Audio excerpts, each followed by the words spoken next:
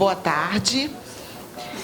Dando prosseguimento às atividades da Semana Pedagógica, na tarde de hoje, nós vamos iniciar com a palestra do nosso colega Joanivan Lisboa, com o tema Uso de roteiro pedagógico gamificado para planejamento e realização de ações educacionais.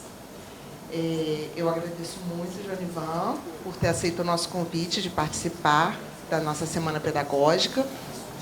E informo que todas as palestras estão sendo gravadas e vão ficar disponibilizadas no núcleo de imagens do Campus Centro. Também temos QR Codes para as confirmações de presença, basta ou por leitura do QR Code ou assinando na lista, tá? Basta uma das possibilidades para que vocês possam depois receber os certificados. Joanivan, pode vir. Fique à vontade. Obrigada mais uma vez. Boa tarde para todos e todas. Obrigado, Fabiola, pela oportunidade.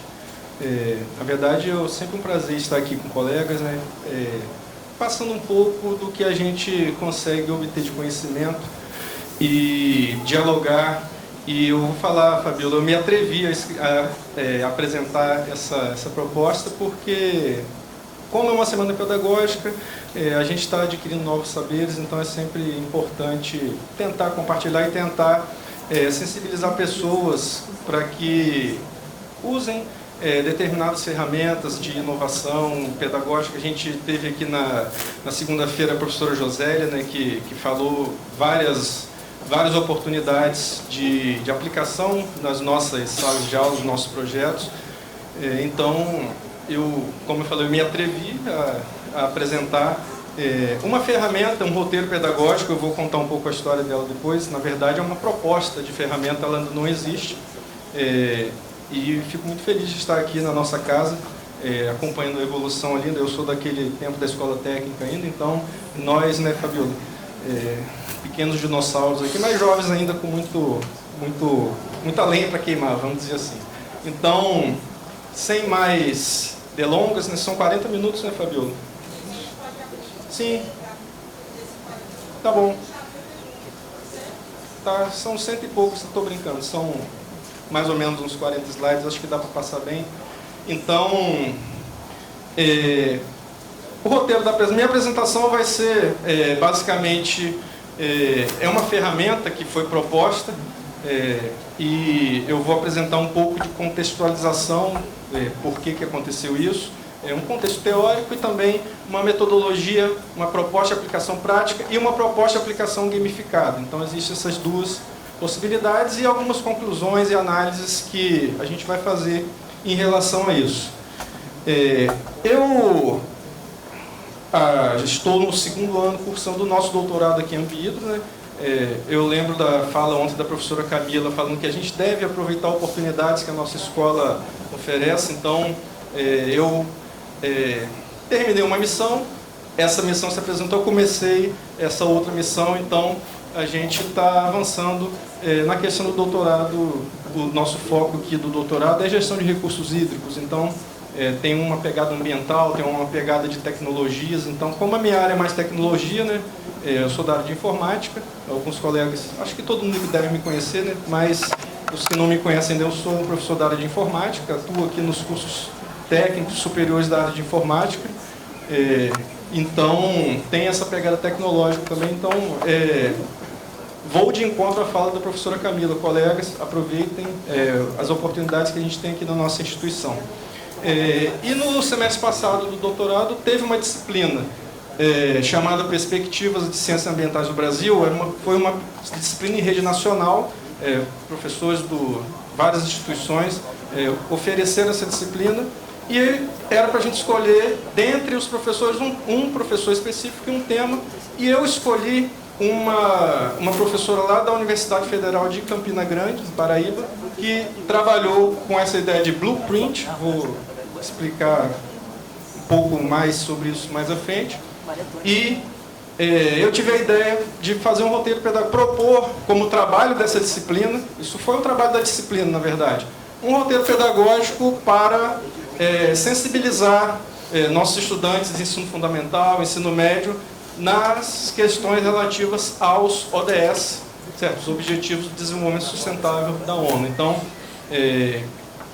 como trabalho dessa disciplina, eu propus essa ferramenta. Não foi aplicada ainda, mas ela rendeu um artigo que foi aceito para apresentação agora em junho no Encontro Nacional de Sustentabilidade. Então, a gente vai apresentar esse artigo lá. E no final, no slide final, eu deixo um desafio para os colegas que quiserem aderir a aplicar a ferramenta nas suas salas de aula. Já conversei, por exemplo, com professores da área de biologia, a professora Fernanda, a professora Rafaela, que atuam no ensino médio, no segundo e terceiro ano. Elas vão me ajudar a fazer essa aplicação. Vão me ajudar a fazer essa aplicação. Acho que a Rafaela até tem a turma de informática que ela trabalha, então vão ser meus ex-alunos que vão possivelmente aplicar essa ferramenta. Então, só para contextualizar um pouco, o nome da ferramenta que foi colocado, Blueprint, Canvas, ODS. Então, vou explicar o porquê desse nome, vai ficar claro para entendimento. E buscando uma articulação entre conhecimento, ação e cidadania. A nossa questão ambiental envolve muito essas questões. Então, a ideia é que a gente consiga sensibilizar nossos estudantes para que eles atuem como protagonistas nessas ações. Então, é um pouco de contexto disso daí. Os estímulos que a gente teve para propor essa ferramenta.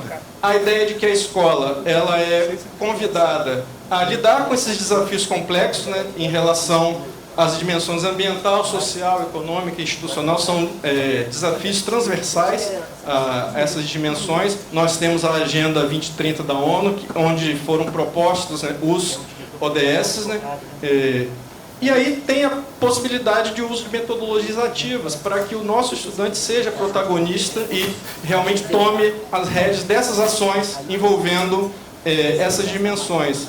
E, de quebra, a gente consegue desenvolver algumas competências previstas na nova BNCC em relação, por exemplo, a criatividade, proatividade, enfim, vão surgir nos nossos slides ali mais adiante essas competências, certo? E, como eu falei, foi um trabalho de disciplina, a gente teve, sei lá, 2 meses para fazer isso. Um estudo rápido, foi detectado que existe uma lacuna de ferramentas estruturadas para esse tipo de coisa. Então, eu escrevi a ferramenta lá em forma de roteiro pedagógico, propus lá na disciplina, a professora me deu um 9, deve ter ficado bom, não foi 10, mas enfim, sempre tem que evoluir, né? Mas, e aí, como eu falei, eu estou me atrevendo a apresentar aqui para vocês para ver o que a gente consegue fazer de aplicação na nossa escola, já que a gente está aqui mesmo. Então, é uma ideia que eu vi que poderia ser interessante. Então, esses foram os estímulos, certo?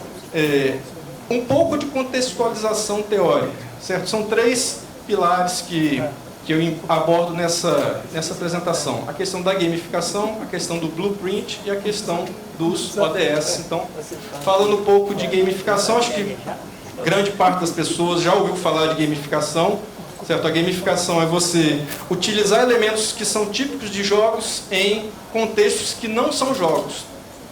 Às vezes as pessoas confundem gamificação com uso de jogos. A gamificação, na verdade, não é usar um jogo, é usar elementos de jogos. E não existe a necessidade de você criar um jogo formal, certo? Você não precisa ter um jogo, você vai usar elementos de jogos, você pode aplicar de forma pontual, de forma transversal, certo? Então a ideia da gamificação é isso. E a essência disso é você ampliar o engajamento, ampliar a motivação, foco, ou seja, tudo aquilo que a gente consegue em um jogo, a gente pode aplicar como elementos para que os nossos jovens, principalmente, né, os alunos jovens, estudantes mais jovens, tenham esse tipo de ganho. Então, a gamificação é isso, você usar elementos de jogos. É diferente, por exemplo, de aprendizagem baseada em jogos, que aí sim você usa o jogo educacional.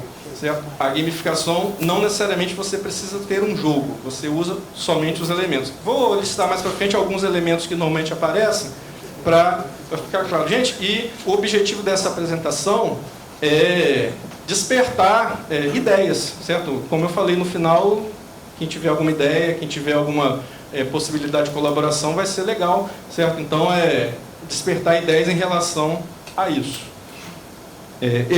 Depois eu vou colocar ali que esse roteiro pedagógico ele foi focado nos ODS, pela característica da disciplina que foi apresentada lá no curso de doutorado, mas, no final, eu deixo uma abertura também para que colegas de outras áreas que não sejam relacionadas à área ambiental também tenham a ideia de aplicar esse roteiro de forma adaptada, enfim.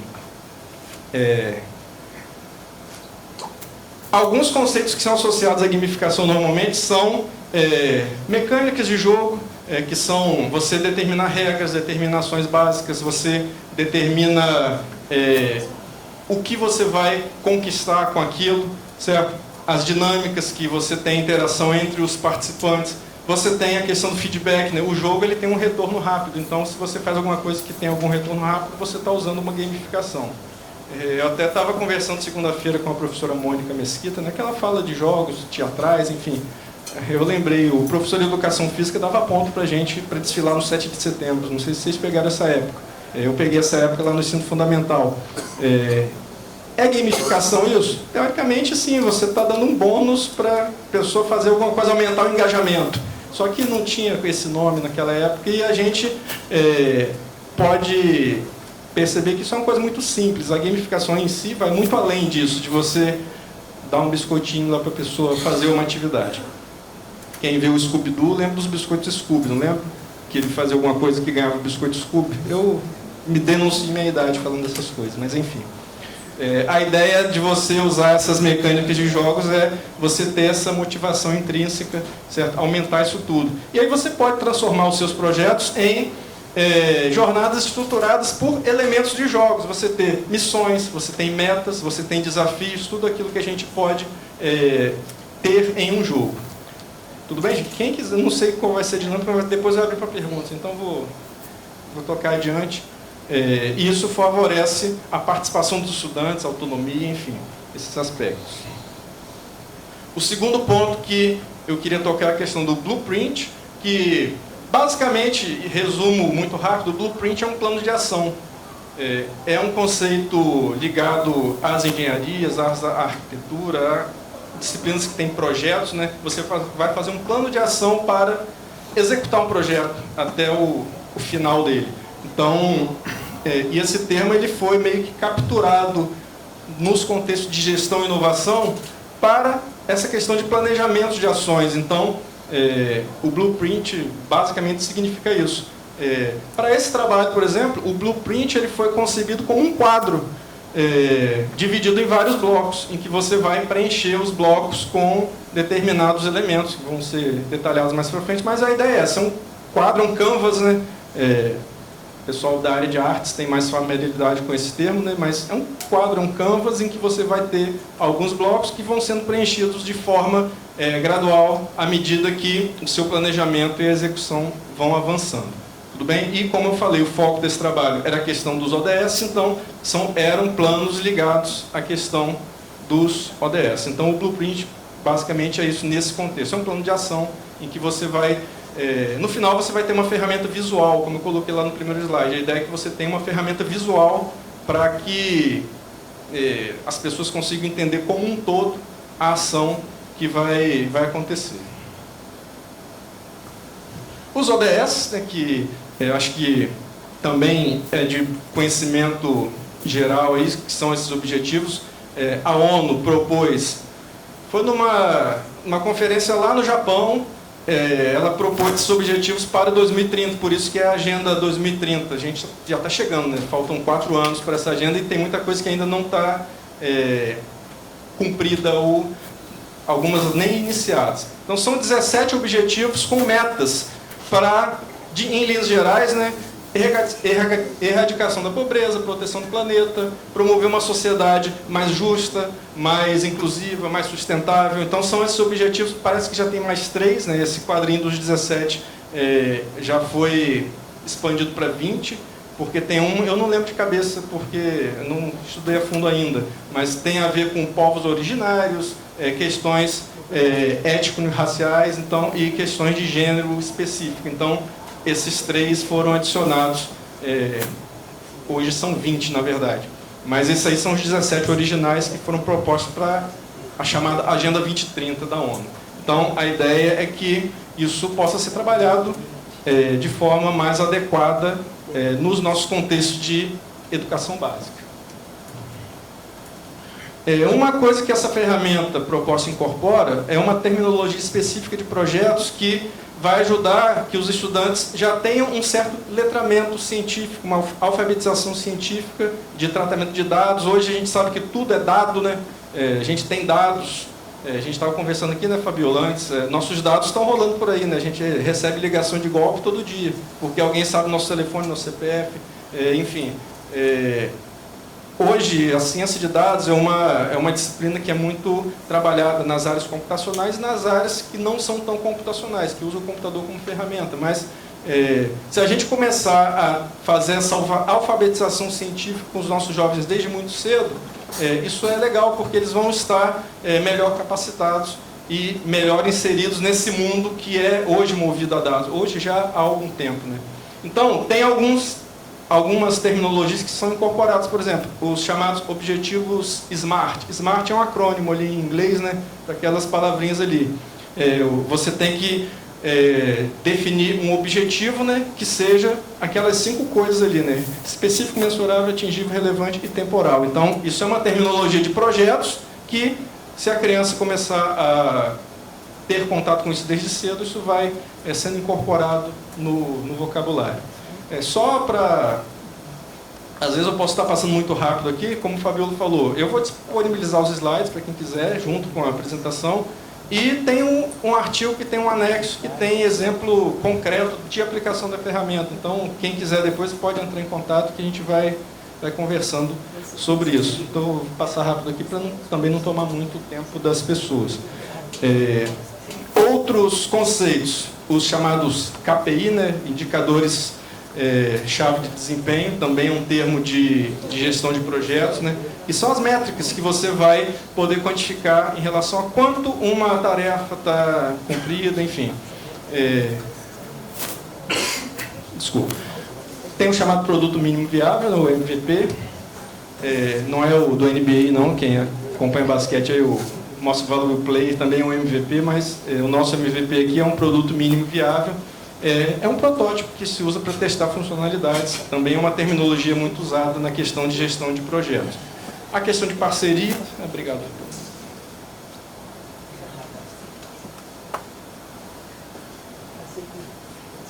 Parcerias, que são interações internas e externas, né? Metodologias ativas, né? Que é o nosso métier aqui, na questão do protagonismo estudantil. Então, são termos que... o uso dessa ferramenta pode começar a introduzir na cabeça dos nossos estudantes, desde lá das séries finais do ensino fundamental, ensino médio, para que ele já tenha consciência dessas terminologias e quando eles forem exigidos no futuro próximo, como profissionais ou como cidadãos, eles já terem essa terminologia incorporada. Passando um pouco agora para a estrutura da ferramenta, como eu falei, é um canvas, é um quadro composto por 9 blocos. Em linhas gerais ali, os blocos estão listados, certo? Então eu vou passar rapidamente, são 2 slides que mostram essa estrutura de blocos. E os blocos, eles são graduais, tá, gente? Depois tem um passo a passo de como isso vai acontecendo. Você tem um bloco em que você tem o problema, você vai definir o problema ou o contexto. E o que você coloca? Uma descrição sucinta e a comprovação dessa existência do problema. Vamos supor, está vazando água na torneira do banheiro do bloco A, exemplo. Isso é um problema. Tem evidência? Aí alguém vai lá e faz um relato, entrevista uma pessoa, bota uma foto. Então, tem que ter, não pode ser fake news, tem que ser evidência concreta. Então, esse bloco do problema é isso, é você... descrição sucinta e comprovação da existência daquele problema. Segundo bloco, a qual ODS, qual objetivo SMART esse problema está relacionado. Então, você vai ter que colocar isso, certo? Esse vazamento da torneira, vamos supor, em 3 dias a gente tem que consertar esse vazamento. Isso é um objetivo SMART? Mensurável? Temporal? É possível? Enfim. Tem que aparecer nesse segundo quadro. O terceiro quadro é o público impactado. Quem vai ser impactado com essa solução? Bom, a escola vai ser impactada porque vai melhorar o consumo de água. Então, é um exemplo de impacto. Você vai listar que indivíduos, que grupos vão ser afetados por essa solução que você vai colocar. Lembrando que o quadro é para uma solução de problema, certo? É um plano para solucionar problemas. O blueprint é isso. É um plano de ação para solucionar problemas. Eu estou falando em linhas gerais porque isso pode ser aplicado em qualquer área, certo? Meu foco aqui desse trabalho foi a questão dos ODS, mas já abrindo a cabeça das pessoas que são de outras áreas para tentar ver como isso pode casar na sua área de atuação. Você tem um quarto quadro 4 ali, soluções-chave. Que soluções você vai dar para isso, para aquele problema? O vazamento da torneira. Aí os mais entendidos, não, tem que trocar a carrapeta, não sei das quantas. Pode ser? Pode. Coloca lá a ação de solução e possivelmente um protótipo viável. Claro, estou falando de uma ação aqui de torneira, mas vamos supor que você vai fazer uma coisa mais elaborada. Você pode ter um protótipo? Coloque também nesse quadro. Benefícios e impactos esperados, é uma lista. Que benefícios você vai ter? Recursos e materiais necessários, também uma lista. O nome já é autoexplicativo. Que parcerias você pode ou deve ter para que esse problema seja resolvido? Por exemplo, um aluno detecta que está vazando torneira. Eu não posso ir lá consertar, vou ter que ter parceria com o setor de manutenção da escola. Então, coloque lá as parcerias que devem acontecer. Os indicadores e metas, né? Você vai fazer uma lista de indicadores e metas. O que você vai ter? Quantos metros cúbicos de água eu vou economizar se eu consertar esse vazamento da torneira? Coisas desse tipo. Certo? O vazamento da torneira talvez não seja um exemplo muito bom, mas é um problema muito pequeno em relação a outras coisas. Mas a ideia é que você tenha um problema e vá determinando essas situações para o problema. O plano de ação em si, que é o último bloco, que pode aparecer, por exemplo, numa forma de tabela, como uma matriz de responsabilidades. Você tem lá quais são as tarefas, quem são os responsáveis, o prazo para fazer, opcionalmente um custo, se tiver o caso, e algumas observações. Então, gente, se esse quadro estiver completo, você tem em mãos um chamado blueprint, que é o plano de ação para resolver aquele problema que você identificou. Não sei se eu fui claro em relação a isso. Eu vou ler algo nesse tipo aqui, ó. Um quadro que pode ser, por exemplo, vamos supor que você leve isso para a sua sala de aula. Você pode fazer numa cartolina, você pode fazer num papel grande, um A3, porque a ideia é que isso seja trabalhado em grupos, certo? As pessoas mais digitais, vamos fazer um Trello para isso daqui, um gestor de projetos lá, dá para fazer também, eu até fiz um no Trello. Eu coloco lá no final como perspectivas futuras, a gente desenvolver soluções digitais, soluções híbridas, certo? A ideia é que a gente consiga aplicar isso em sala de aula, então, com materiais acessíveis, a ideia é que você tenha esse quadro, então, e como falei, uma ferramenta visual. Ali, você vai ter, por exemplo, naquele quadro, pode anotar, pode botar post-it, você pode fazer um quadro grandão assim, vamos fazer um post-it, aí a pessoa anota, bota lá. Enfim, a ideia a síntese dessa ferramenta é isso, é um quadro em que você vai ter esses 9 blocos. Esses 9 blocos, gente, eles são usados em canvas de gestão de projetos, né? Normalmente, não foi à toa que surgiram esses 9 blocos. Tenho vários canvas de gestão de projetos que utilizam essa sequência. Como eu falei, meu trabalho na disciplina foi trazer isso para um contexto muito específico de educação ambiental usando os ODS. Certo? Então, essa estrutura ela conduz o estudante para um ciclo completo de resolução de problemas, né? Desde a parte de detecção das evidências do problema até o plano de ação efetivo. Então, um ciclo completo para você resolver problemas, organiza o pensamento, né, de forma clara, e outras coisas. Esse número de blocos que foi colocado, ele é suficiente para contemplar as dimensões ambiental, social e econômica da sustentabilidade. Você ativa determinadas competências da BNCC. A parte visual é interessante, você obtém um mapa visual. E normalmente os blocos eles possuem perguntas que vão guiar o preenchimento. Depois eu vou mostrar aqui que o professor ele tem um papel fundamental de mediador crítico nessa história toda. Está aqui já no próximo slide, né? Quando o professor vai aplicar isso, ele vai ser um facilitador, já que o protagonismo vai ser dos estudantes, o professor ele vai atuar como um mediador crítico. Ele vai, por exemplo, explicar conceitos, vai ajudar os grupos a formular os problemas, dependendo do nível do estudante, eles podem ter alguma dificuldade. Certo? Eu lembro que a palestra da professora Josélia, segunda-feira, né, a gente tem perfis diferentes de estudantes. Pode ser que o estudante seja mais tímido ou o outro mais expansivo. Então, a ideia também é o professor trabalhar nessa mediação. O professor ele pode orientar para que os grupos, por exemplo, como se diz, não viajem muito nos objetivos. Os objetivos têm que ser SMART. O estudante fala, não, eu quero acabar com a guerra no Oriente Médio. Não, não vai. Tem que ser um objetivo que atenda aqueles SMART lá. Então, isso também é papel do professor. Normalmente ele pode, quando se aplica a atividade, ele pode ir circulando, pode ir tirando dúvidas, pode ir ouvindo para que seja feita essa mediação crítica. Certo? O professor vai orientar, por exemplo, na escolha de indicadores que são mensuráveis. Certo? Eu posso medir determinada coisa? Sim ou não? Às vezes um grupo lá de estudante delirou lá, não, o professor diz, ó, não dá para fazer isso. Então a ideia dessa mediação crítica mesmo. Certo? Como a ideia é aplicar isso em curto prazo, né? Porque eu imagino que isso gaste algumas aulas somente de uma disciplina, sei lá, de biologia do segundo ano ou do terceiro ano. Não dá para passar o ano inteiro nisso. Então, isso seria inserido num determinado espaço de tempo. Então, tem que ter um prazo, tem que ser viável a execução desse plano, ou pelo menos a confecção do plano dentro desse prazo. Certo? E a ideia do professor mediador também é promover as discussões entre os grupos, né? Vai ficar mais claro quando eu passar um slide ali de realmente aplicação real da coisa. Em resumo, gente, a função do professor é tornar viável essa aplicação dessa ferramenta, supervisionando a construção do conhecimento pelos estudantes, ou seja, deixar o estudante realmente como protagonista e o professor mais como um supervisor, um mediador no processo.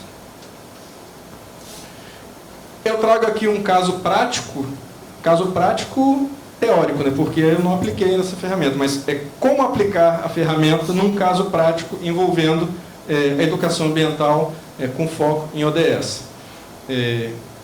Na aplicação dessa ferramenta, a gente consegue desenvolver a capacidade de identificar e formular problemas na esfera local, certo?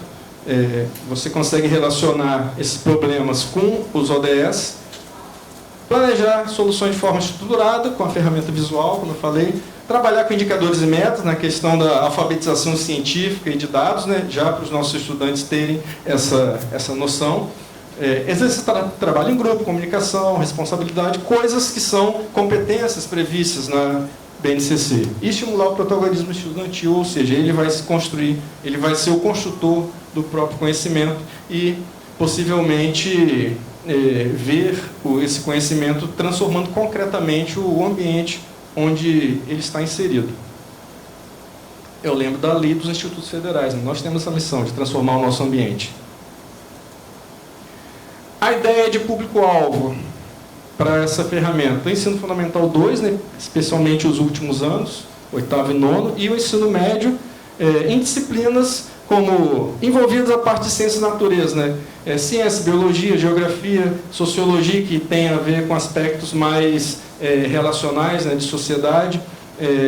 Algumas escolas trabalham com projeto de vida, né, que pode ser um negócio interessante também, e projetos transversais, interdisciplinares. Você pode ter, para essa ferramenta, embora seja alguma coisa da área ambiental, o professor de biologia, com sociologia, com geografia, pode trabalhar alguma coisa mais integrada. Então, por isso que eu me atrevi a mostrar isso daqui, para tentar iluminar algumas situações. Se a gente for fazer um canvas de papel, por exemplo, físico, materiais que a gente pode utilizar, cópias impressas do canvas, uma cartolina, um papel A3, enfim, coisas que você vai poder anotar, canetas coloridas, post-it colorido, régua, se tiver um quadro, uma TV, um projetor para você projetar alguns resultados, certo?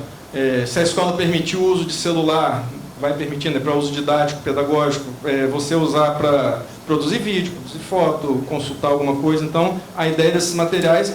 a ideia, gente, vamos supor, fugindo aqui do nosso horizonte, que a gente sabe que vive numa bolha, né? Se você vai aplicar isso numa escola que não é igual a nossa, vão existir dificuldades. Então, a gente tem que ser ciente disso.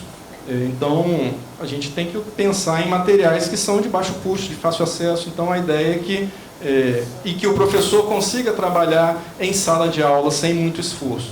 Você tem uma cartolina, você ter caneta, acho que é fácil de arrumar. Então, a ideia é que você transforme essa ferramenta em uma coisa física, palpável mesmo. E aí tem uma sugestão de aplicação em 3 etapas. Certo? Eu vou pontuar aqui essas etapas no slide, né? A primeira etapa, eu botei aqui uma estimativa de tempo, mas isso é adaptável, tá, gente? Claro, cada um sabe do seu tempo que tem, mas a ideia é que isso seja também planejado nesse tempo. Vamos supor, essa primeira etapa de sensibilização, sei lá, uma aula de 30 a 50 minutos, uma exposição em que o professor pode apresentar os ODS e relacionar até com exemplos locais. Na escola onde ele está, aqui tem, eu coloquei até alguns exemplos ali, lixo da escola, relacionado ao ODS 12, falta de arborização, relacionado ao ODS 11 e 13, então, enfim, é uma sensibilização sobre os ODS, né?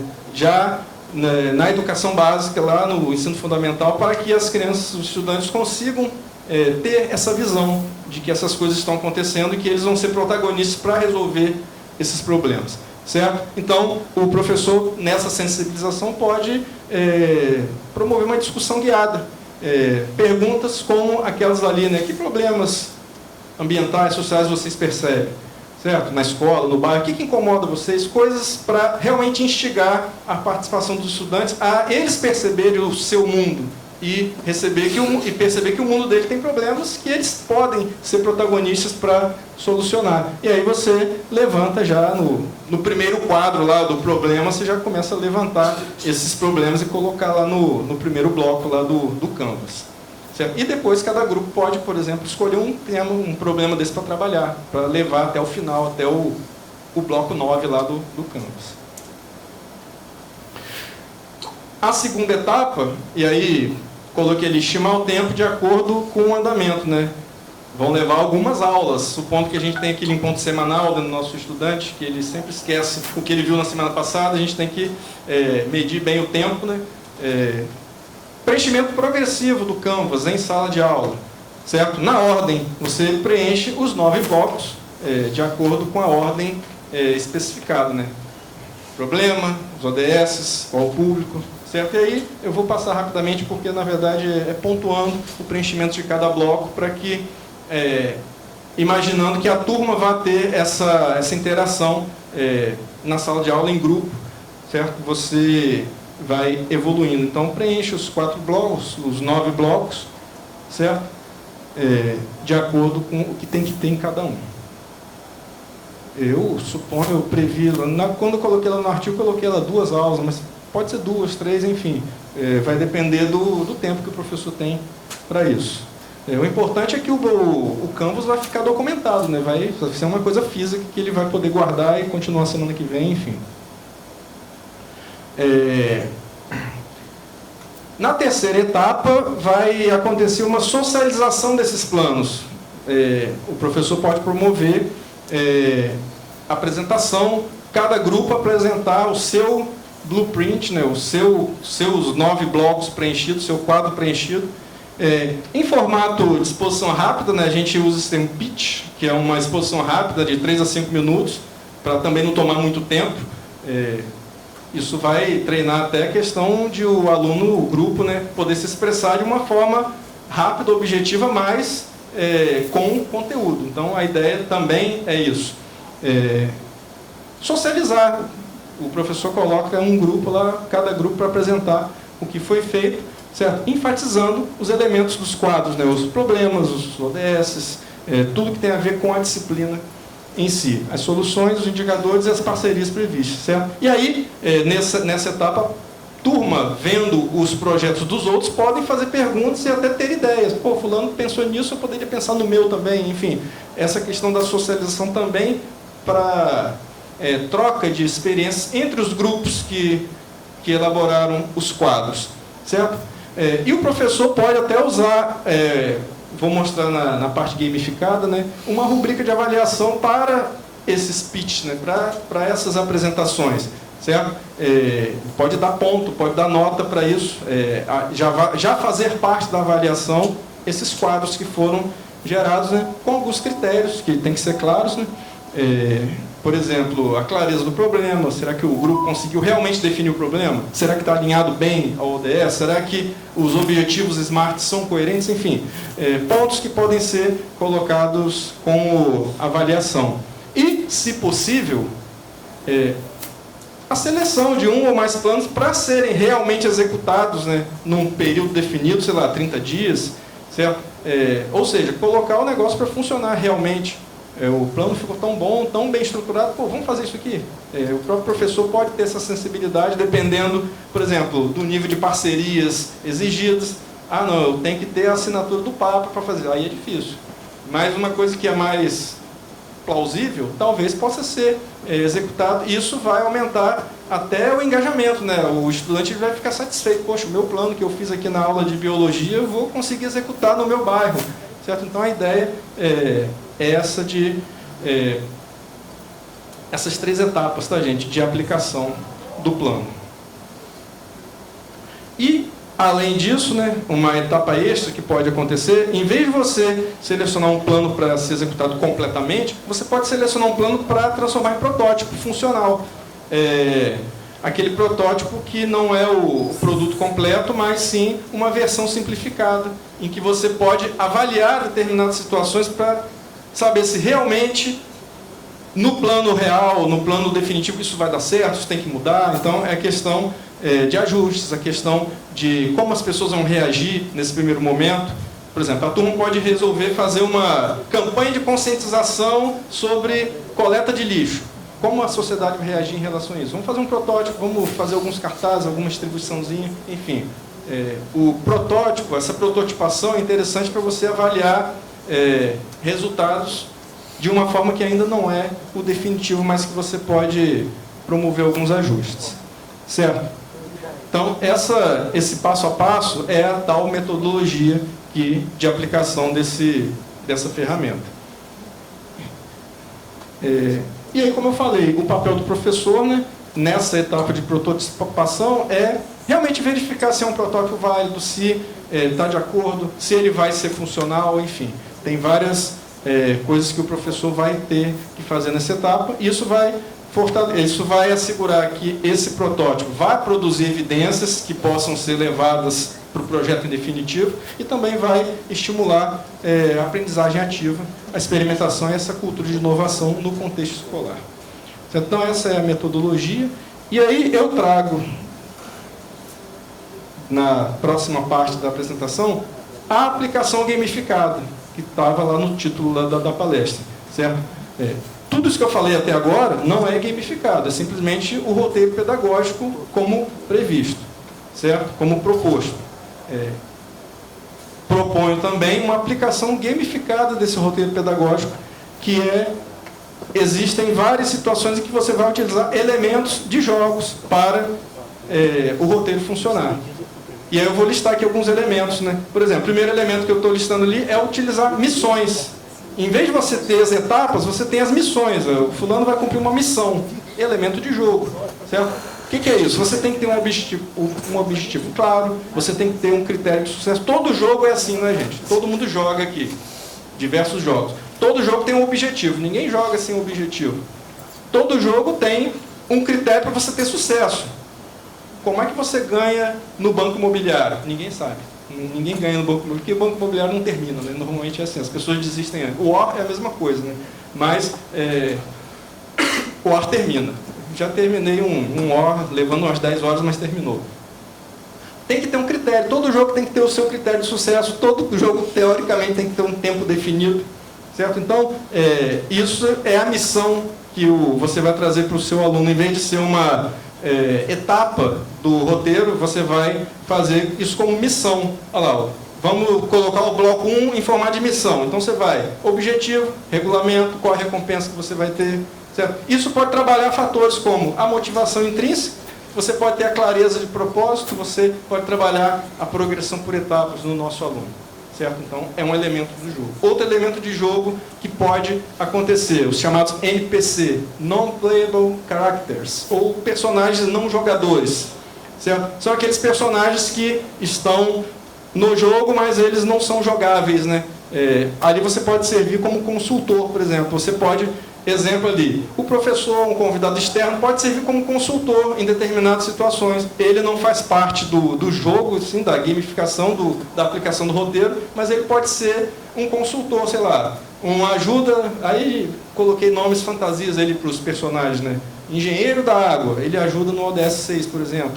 Você tem lá o gestora de resíduos, certo? Enfim, esses personagens que eles têm que ter uso restrito, né? Você não pode deixar o personagem a todo momento. Aí você pode criar uma mecânica, por exemplo, de limitação. As pessoas vão ter que saber como trabalhar com isso. Certo? Você vai trabalhar a estratégia, o protagonismo do estudante, ele vai decidir quando ele vai pedir. Quem vê aí o show do milhão, né? Aquela questão das ajudas, é a mesma coisa. Aqui dá um exemplo de personagem non-playable. Você quer a ajuda dos universitários. Os universitários não estão jogando, mas você vai pedir ajuda a eles para aquela situação. Seria uma coisa desse tipo. E você vai trabalhar também responsabilidade na tomada de decisão. Se você usar isso de forma indevida, você vai perder, você não vai poder usar mais. Então você trabalha isso também com os estudantes usando esse elemento chamado NPC. Você tem um elemento que é o tempo limitado, também é muito comum em jogos, né? Você considera que restrições de tempo aumentam o foco dos participantes. Se você tem um tempo limitado para fazer alguma coisa, você vai fazer com mais foco. Certo? Então, coisas ali que podem ser aplicadas na sua aplicação do roteiro, né? E você vai trabalhar, por exemplo, a ação dinâmica, você vai fazer o grupo trabalhar com foco, você vai trabalhar o engajamento, você vai trabalhar a tomada de decisão rápida. Certo? Então, se você usa essa mecânica na aplicação do roteiro, você pode trabalhar esse tipo de coisa. Você pode ter, por exemplo, como elemento, um sistema de pontos de impacto. A cada vez que você cumpre um bloco no Canvas, você gera pontos. Problema bem definido, mais 2 pontos para a equipe. Então, você cria um sistema de pontos mesmo. Gente, essas criações que eu estou ilustrando ali são sugestões, isso vai ficar a critério dos docentes envolvidos, da equipe envolvida, docente, pedagogo, quem estiver envolvido com isso.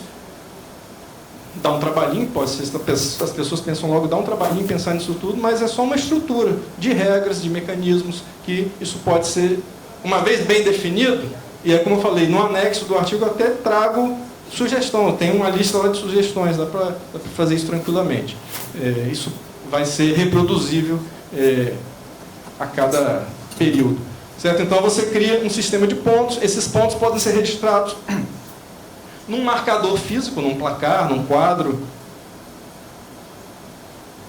Você pode ter uma ficha para cada equipe, né, dos impactos, dos pontos que ela está conseguindo. Se você quiser aumentar a competitividade, você bota um quadro para cada equipe, aí todo mundo vai ver o do outro. Ih, fulano está na minha frente, então vamos tentar melhorar isso daqui. Então, é a questão em que você vai trabalhar, por exemplo, feedback imediato.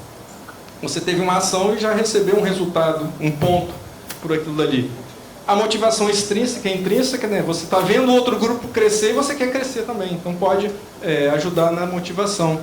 E a sensação de progresso. Você está completando o quadro e estou ganhando pontos por isso? Beleza, estou progredindo. Então isso pode despertar no estudante também essa sensação. Eu estou listando ali sempre os pontos em que essas mecânicas trabalham relacionadas às competências da BNCC, que a gente espera para os nossos estudantes. Você pode ter cartas de ação, é um aditivo, né, chamado um power-up. Durante o preenchimento, você recebe cartas de ação que podem interferir na dinâmica do jogo.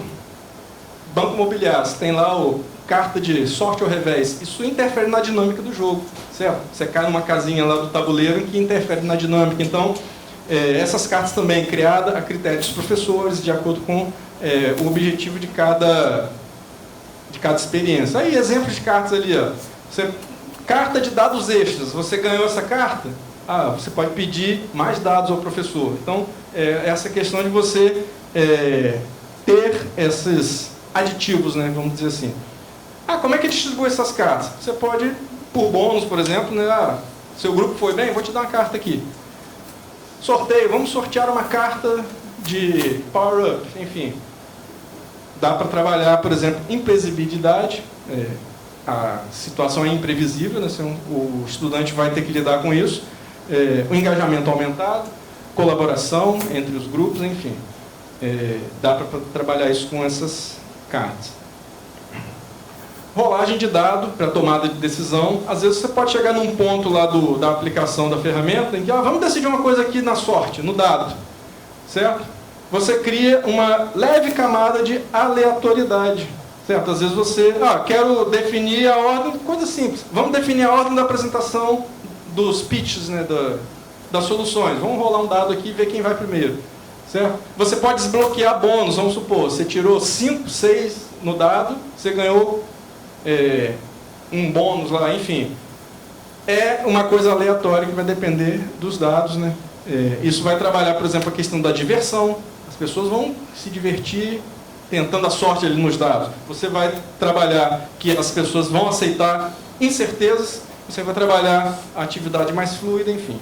Também um elemento de jogo pode ser aplicado. Um sistema de níveis, né?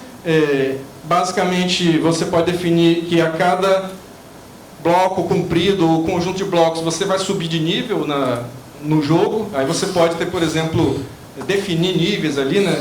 Exploradores, construtores, tudo sugestão, tá, gente? Mas você tem uma escadinha em que você vai, à medida que vai cumprindo tarefas, você vai subindo o nível, certo? E cada nível alcançado aí é a combinação, né? Pode liberar algumas vantagens. Se você chegar no nível 2, você ganha tal coisa. Isso também pode ser trabalhado. Vejam, gente, só para esses elementos todos, é muito mais do que aquele ponto extra da educação física no 7 de setembro, certo? São elementos realmente mais concretos em relação a jogos em geral, certo? Lembrando que não é para criar um jogo para isso, você vai aplicar isso no próprio roteiro pedagógico, é uma aplicação gamificada, certo? Com essa questão dos níveis, você trabalha a noção de progressão, você trabalha o esforço contínuo, eu quero ter o esforço para subir de nível, trabalhar a autoestima, poxa, eu consegui atingir tal nível, enfim. Está acabando, tá, gente? Prometo. Você pode distribuir selos, as equipes podem conquistar selos, badges, né, distintivos, sobre missões cumpridas, né? Você tem lá, você atingiu uma meta, você ganha um selo. Ganhei o selo ODS do problema, porque eu consegui identificar bem que o problema está relacionado ao ODS. Então, a equipe ganha um selo lá, ganha um badge, um distintivo, e aí vai acumulando distintivos, né? Como questão de estímulo também. Você trabalha o reconhecimento, você trabalha a celebração do esforço, você trabalha o registro visual do progresso. Pô, eu estou ganhando um monte de selo, meu álbum está completo lá dos selos. Esses selos podem ser coisas que simbolizem o progresso, né? Sei lá, um adesivo, um carimbo, um QR Code, alguma coisa assim, que vai... as estrelinhas, né, eu tinha um professor que dava estrelinha pra gente no ensino fundamental. Tantas estrelinhas, você ganhava um ponto na nota no final do bimestre. Você pode ter dinâmica de cooperação entre grupos, né? Certo? Entre grupos, né? Parceria entre grupos, você troca de informações, enfim, isso pode estimular, por exemplo, a colaboração, a empatia, a comunicação. Você pode ter a própria avaliação gamificada. O pitch que vai ser apresentado, né, o professor pode criar uma rubrica de avaliação com critérios gamificados, né? Ele vai dar pontos pela avaliação em níveis, por exemplo. Você define objetivos e dá uma pontuação em relação a isso, certo? E essa avaliação pode incluir premiações simbólicas, como se fossem distintivos da avaliação, né? Um prêmiozinho, prêmio ODS 2030, prêmio melhor solução. Então, você estimula isso, o espírito de competição saudável entre os grupos, né? Você estimula a comunicação, a capacidade de síntese. Então, o aluno vai saber, poxa, se eu fizer o melhor MVP, eu vou ganhar um prêmio. Então, ele está sendo estimulado a fazer o melhor. O ranking cooperativo, é um ranking que não tem derrotados. Você faz uma classificação, mas não diz um ganhou, os outros perderam. Não, todo mundo pode ganhar, certo? Não é uma coisa que você vai execrar quem não conseguiu determinadas coisas. Você pode bolar um critério, por exemplo, vamos supor se a sala inteira vai ganhar se todo mundo chegar num determinado nível. Então, você pode estimular isso também. Você estimula a cultura da colaboração, aprendizagem social, pertencimento. Não é porque a pessoa não ficou em primeiro que ela não tem o seu valor, certo? E uma missão extra, como eu já tinha falado lá, né, implementar um protótipo real, um MVP, para que você teste determinadas soluções, não de maneira definitiva, mas um teste inicial para que isso possa ser implementado realmente no futuro. Já estou na parte de reflexões, e conclusões, né? A gente conseguiu pensar, claro, a gente não aplicou, como eu falei, né? Quero aplicar, mas o potencial formativo dessa ferramenta envolve o pensamento crítico e sistêmico, né? Porque eles vão ter participação e noção de um sistema, de um todo composto por vários elementos, certo? Problemas locais, metas globais, certo? Como é que causas e consequências dos impactos ambientais funcionam na sociedade, certo? Alfabetização científica e de dados, né? Como eu falei, a gente vive numa sociedade da informação, então é importante que os estudantes entrem em contato com isso desde cedo. Protagonismo e cidadania, certo? Eles assumem o papel ativo na resolução dos problemas da comunidade, da escola, do bairro, da cidade, por que não? Vão impactar o seu próprio espaço de convivência, esses planos que eles vão elaborar, certo? A construção é colaborativa, então também você tem um trabalho colaborativo com potencial formativo. Eu estou trazendo isso nesse exemplo com foco no ODS, tá, gente? Como eu falei, foi o foco aqui do artigo que a gente fez, certo? E integração curricular, você pode ter várias disciplinas integradas na aplicação dessa ferramenta. O foco do ODS já permite uma integração muito grande, um leque de disciplinas. Se isso expandir para outras áreas, com certeza também isso pode acontecer, né? Pode gerar projetos transversais, debates, enfim. Algumas limitações, né, desafios que têm que ser listados, né, que não invalidam totalmente a aplicação da ferramenta, mas tem que ter consciência disso. Por exemplo, a própria complexidade dos conceitos sobre ODS é uma coisa. Talvez o estudante de idade muito pequena não alcance muito isso. Talvez o nosso estudante de ensino médio já tenha uma compreensão melhor. Então, existe uma complexidade e vai demandar mediação qualificada. O professor ele tem que estar preparado para essa mediação, às vezes para tirar dúvidas, para explicar conceitos mais complexos, certo? Restrições de tempo e carga horária, né, que toda escola tem. Você tem um currículo extenso e você tem essas restrições. Então, o professor ele vai ter que se dedicar, possivelmente, preenchendo um pouco mais da sua carga horária para uma determinada situação. Você tem limitações de infraestrutura e recursos, né? Como eu falei, você pode fazer adaptações de baixo custo, tem que usar materiais de baixo custo, acessíveis, certo? Para aplicar a ferramenta, certo? A aplicação de metodologias ativas pode exigir que você tenha um investimento em formação continuada dos professores, porque nem todo mundo vai dominar isso com suficiência para aplicar essa ferramenta, então também é uma coisa que tem que ser levada em consideração, né? Barreiras institucionais e orçamentárias. Eu quero melhorar um esgoto que está lá vazando na minha rua. Mas isso depende da companhia de água, não é uma coisa que depende só da gente. Então pode ser uma barreira, certo? A gente tem que pensar nisso também, certo? Por isso que tem a importância das parcerias, né? Você listar lá efetivamente, objetivamente, que tipo de parceiros você precisa para aplicar a ferramenta para resolver aquele problema. Certo? Você pode ter desafios relacionados a acompanhar os indicadores, nas métricas, você pode ter diversidade dos perfis de estudante, ou seja, você tem uma necessidade de uma implementação contextualizada. Isso pode ser um desafio, você tem que estudar o contexto de cada lugar onde você vai aplicar isso. Certo? gradual e flexível, mas que consiga atingir o objetivo da aprendizagem significativa alinhado à Agenda 2030. Certo? Então, são esses desafios que a gente pode enfrentar.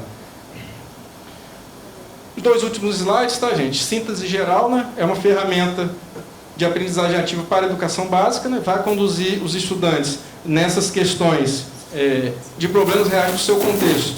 Nesse caso, relacionado ao ODS, mas expansível para qualquer contexto, certo?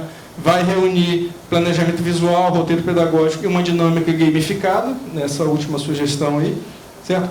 A mediação ativa do professor é fundamental, certo? Ele tem que apoiar e validar as ideias, tem que ser um orientador mesmo para que as turmas não viajem muito, né, nas coisas, certo? Sejam propostas viáveis, certo?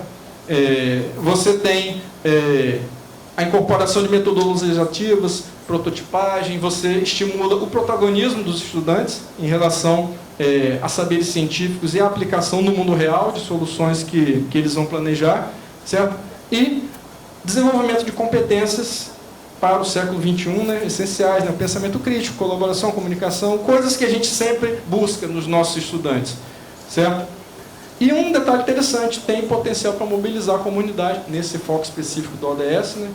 Você vai envolver associações de bairro, talvez, prefeitura, governos, escolas, enfim, para que os problemas sejam resolvidos, ações concretas relacionadas à Agenda 2030.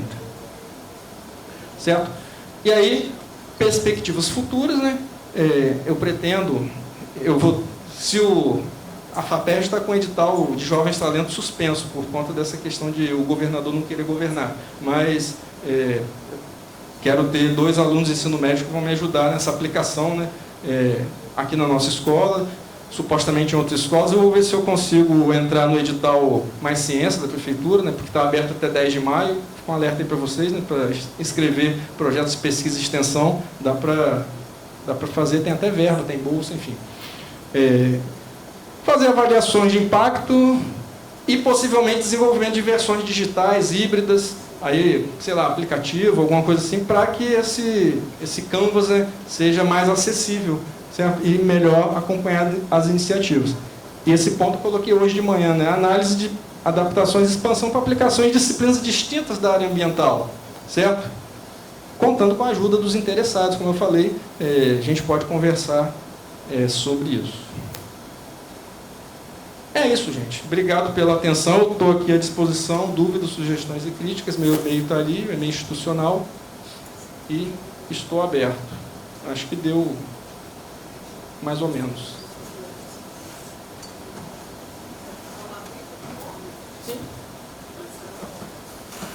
Obrigada, Jonivan. Vou abrir, se alguém quiser fazer algum questionamento, uma complementação. Se não for agora, pode ser por e-mail também. Fiquem à vontade. Então, se não há perguntas, nós agradecemos a Jonivan pela apresentação e encerramos essa atividade da tarde. À noite, hoje, às 18h30, nós temos as experiências exitosas, os 3 últimos trabalhos que foram selecionados nessa sessão. Obrigada, até daqui a pouco.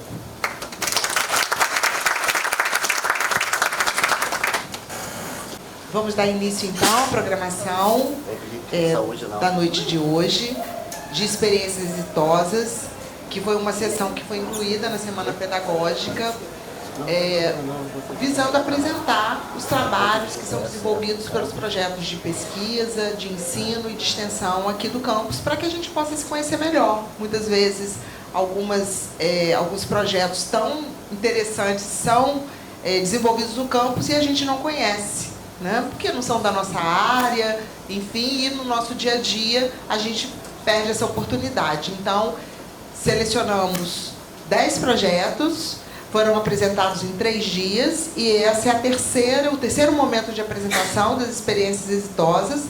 Nós já tivemos a apresentação da arquitetura também, que o Luciano também participou com a gente, e hoje teremos a apresentação das professoras Daniele e Mariane. Vamos iniciar, então, pela professora Daniele Couser, que vai apresentar mobilidade em rede, otimização dos deslocamentos em Campos dos Goitacazes. A dinâmica é a seguinte: 15 minutos para cada um dos apresentadores e depois, ao finalizar as 3 apresentações, a gente abre para que o público possa perguntar, enfim, interagir. Tá bom? Daniele, fique à vontade. Muito obrigada por terem aceito o nosso convite. Boa noite, obrigada pela oportunidade também de estarmos aqui compartilhando um pouco do nosso trabalho, né? Bom, o projeto, né, como ela já leu o título dele, a gente apelidou ele de Mob Hate, né? Um projeto que já tem 3 anos, mais de 3 anos que está em andamento, né? Então, ao longo dos nossos encontros, a gente acabou criando esse apelido, né? Mob Hate. Ele iniciou, então, em agosto de 2022, né? Um projeto com duração de 3 anos, e a gente conseguiu uma prorrogação de mais 1 ano, então, oficialmente, ele vai até agosto desse ano, né? Totalizando 4, né? E nós participamos de um edital da FAPESD, esse edital de 2021, propusemos esse projeto e fomos contemplados, né? Mas a motivação para o projeto, para além da oportunidade do edital, né, já vinha de algumas inquietações que nós tínhamos, né, e dos projetos que nós já vínhamos desenvolvendo, seja nos nossos projetos de iniciação científica ou nos nossos processos de doutoramento também, né. Então, a busca, que era frequentemente frustrada por dados e informações sobre a cidade, né, eu tinha passado pelo meu doutoramento, o professor Antônio também tinha acabado de passar, né, o Fagner estava entrando no doutorado, enfim, e a gente estava sempre se deparando com essa dificuldade de encontrar dados e informações sobre a cidade e a sua infraestrutura, né? Então, a gente tinha essa inquietação. Onde a gente encontra, né? E como que a gente junta tudo isso? Você pega de um lugar é de um jeito, em outro lugar é de outro jeito, como é que a gente relaciona tudo isso, né? O potencial esquecido do seu sistema de espaços livres, né, que eu, como dentro da arquitetura, eu tenho um foco de trabalho na área da arquitetura da paisagem, então o sistema de espaços livres é meu objeto de trabalho, né, que são os espaços externos, né, e a gente tem assim, muitos espaços na cidade com potencial não aproveitado, ao mesmo tempo que a gente tem uma grande demanda e ausência de espaços, né, de lazer, por exemplo, né, como grandes parques urbanos, enfim. Também as diretrizes legais não efetivadas, a gente vê assim, muitos avanços na legislação da nossa cidade, na legislação urbana, não só da nossa cidade, mas enfim, no país, né? E especialmente com os projetos da professora Daniel, vinha essa inquietação da falta de efetivação, na verdade, né? Mais do que um questionamento sobre a legislação, mas da sua efetivação, né? Dificuldades enfrentadas pelos moradores da nossa cidade nos seus deslocamentos diários, né? Acho que um entendimento comum, assim, que o deslocamento na nossa cidade é muito complicado, é muito complexo, né? Transporte público tem as suas dificuldades, né? As nossas calçadas, as nossas ciclovias, enfim, todo mundo tem seus questionamentos a respeito disso, especialmente aqueles que moram nas áreas mais distantes da área mais central da cidade, né? E a gente tem como consequência dessas coisas todas, né, uma falha, então, no livre acesso ao que a cidade pode proporcionar. As pessoas têm dificuldade de acessar os serviços da cidade, efetivamente, né, porque moram longe, o transporte público não chega ou chega de maneira desqualificada, né, e há uma falha no compartilhamento de dados, né, porque a gente tem essa dificuldade de encontrar esses dados e essas informações. Então, veio disso. E aí o objetivo, então, era contribuir com o planejamento da mobilidade urbana da cidade, né? O edital da FAPESD focava na questão da mobilidade, nós tínhamos todos esses questionamentos, né? O Luciano, que está no projeto também, sempre trazendo esse questionamento dos dados, né? Como eles eram compartilhados, enfim. E eu já tinha projetos, para além do sistema de espaços livres, mas com um olhar focado no espaço da rua, na mobilidade ativa. Então, o edital da FAPESD, que tinha essa temática específica, né, uniu essas nossas motivações, né? E aí, então, o objetivo de contribuir, gerando diretrizes e indicadores de qualidade que pudessem contribuir com esses deslocamentos, né, no tempo, na qualidade deles, né. O objetivo de utilizar a tecnologia da informação e comunicação como uma ferramenta para otimizar os processos decisórios, né, ou seja, contribuir com o poder público nos seus atos decisórios, né, e democratizar a informação para todos, né. Desenvolver também procedimentos que fossem aplicados em outros recortes. Então, a gente não chegou a aplicar em outras cidades, a gente ainda aplica em Campos, né.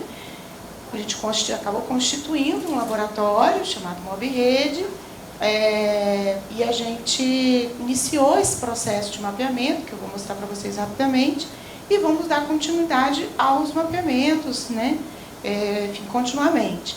Mas as metodologias que foram desenvolvidas, as ferramentas, elas são compartilhadas, tanto, né, nas publicações que eu vou mostrar para vocês, e isso pode ser aplicável em outras cidades, né? A gente fala disso também nas nossas publicações, né?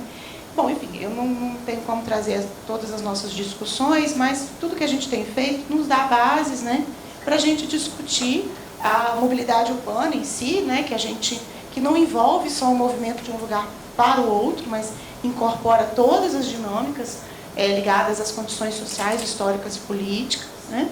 A gente vê, então, a mobilidade como uma expressão das desigualdades sociais, né, nesse sentido, e a gente pode trazer discussões sobre a forma urbana, né, os nossos estudos, levantamentos e mapeamentos são focados metodologicamente no estudo da forma urbana, nas metodologias morfológicas, de análise morfológica, construção de processos metodológicos para geração de dados e informações, né? E também a questão da democratização dos dados pelas tecnologias da informação e comunicação, né? Então, trazendo a discussão sobre o direito à cidade, sobre o direito ao acesso à informação, acesso aos serviços da cidade, enfim. Né? Bom, a equipe, ela iniciou com 5 professores, né? Eu que assumi o papel da coordenação, né? Na época o professor Antônio Godoy participava também, né? A professora Daniela Bugado, Fagner das Neves e Luciano Falcão, né? Todos do laboratório, na verdade todos não, né? Mas nós 4 do laboratório APA, né? Do núcleo de pesquisas APA, ateliê de pesquisas da paisagem, e mais o professor Luciano, do Labitas, né, que apresentou trabalhos ontem, hoje também está nos trabalhos que a Mariana também vai apresentar, né, que é um parceiro da gente, né, a gente já tinha vários projetos em parceria, e aí o uso da tecnologia nos aproximou fortemente nesse trabalho, né. Já passaram pelo projeto nesses anos os diversos alunos, especialmente da graduação, mas também da pós-graduação, né? Atualmente, atuando de forma ativa, a gente tem esse conjunto de alunos, né? Alguns do mestrado e a maioria da graduação. Então, já foram cerca de 20 projetos de pesquisa, não 20 projetos totalmente diferentes, mas alguns deles vêm se renovando a cada ano, né? Pelo menos 6 pesquisas de mestrado e mais de 30 estudantes de graduação já passaram, então, pelas diversas etapas desse projeto. A gente tem algumas parcerias, né, como a Rede Nacional de Pesquisas Quapacel, que é o Quadro do Paisagismo no Brasil, Sistema de Espaços Livres, que é uma rede de pesquisas na área de arquitetura, focada na área da arquitetura da paisagem. Dentro do Quapacel tem um grupo de pesquisas, como o nosso núcleo daqui, né, o núcleo da UFRJ, o CELRJ, que foi coordenado pela minha professora do doutorado, que foi professora de Antônio também, e a parceria ela se fortaleceu, né? Então a gente tem trocas, estamos próximos, né, no mesmo estado. A parceria com o Labitas, né, entre o núcleo APA e o núcleo Labitas, né, que são os componentes do projeto estão nesses núcleos, né? O Observatório das Metrópoles também, mais diretamente com a participação da professora Daniela, mas sempre desenvolvendo eventos, projetos, né, produções junto com a gente, né? E nessas relações diretas com alguns professores da UF, daqui de Campos, né? Tivemos assim, muitas oportunidades também de trocas de dados e informações, de realização de eventos em conjunto com o IMTT e com a Secretaria Municipal de Planejamento Urbano, especialmente a subsecretaria ligada à área de mobilidade, né? Bom, e o que foi desenvolvido? Em resumo, não tem como a gente mostrar de forma objetiva todos os projetos, né? Porque dentro dele a gente tem várias vertentes, né? Mas foram desenvolvidos sistematização e revisão de literatura, sistematização de marcos legais, acompanhamento e atualização da legislação e das políticas públicas, especialmente as locais, elaboração de pesquisa de satisfação do transporte público coletivo, desenvolvimento de aplicativo para pesquisa origem-destino e levantamento da infraestrutura existente. Este último que se desdobra em outros, né, que é o levantamento e análise das calçadas, da malha cicloviária, dos abrigos de passageiro, do transporte, das próprias linhas do transporte público, né? E mapeamento da arborização. Quando a gente fala de mobilidade ativa, a pé ou de bicicleta, a gente tem que pensar na qualidade urbana, passa pela arborização urbana.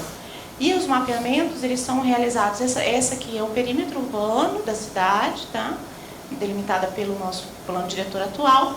E a gente tem uma divisão de 12 setores, né? E a gente trabalha por setor, né? Então, as pesquisas elas vão andando, caminhando junto, né? Primeiro todas as pesquisas pesquisam o setor A, depois o setor B, algumas andam mais rápido, outras andam um pouquinho mais devagar, e assim a gente vai caminhando, né?